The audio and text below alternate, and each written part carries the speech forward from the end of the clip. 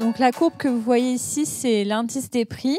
Et ce qu'on voit de remarquable pour nos exploitations, notamment céréalières, c'est la courbe des prix des engrais, qui est la courbe verte, qui a été multipliée par plus de 2 en 3 ans. Les prix ont connu depuis 2 années une embellie qui s'est estompée, qui est même allée à la berce au niveau des cours mondiaux. Ici est représenté le prix du blé rendu Rouen depuis 2021. Donc depuis fin 2022, effectivement, on voit une baisse du prix du blé. Les charges de structure sont également en hausse de 6%. Et au final, on se retrouve avec une baisse de BE, entre la baisse de produits et les hausses de charges, de plus de 40% par rapport à une année 2022 qui était pas mal.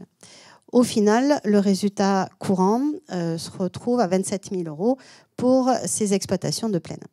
Alors, pour le plateau, la baisse de produits est un peu plus importante, et ce qui veut dire qu'effectivement, la baisse de BE est plus importante sur les plateaux.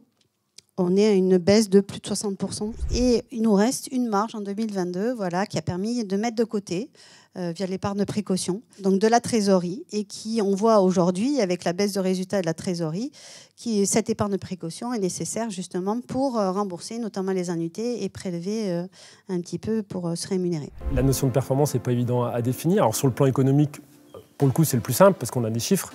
Plan environnemental, alors on peut mettre différents indicateurs en place, on peut parler de carbone, on peut parler d'autres choses, de biodiversité, etc.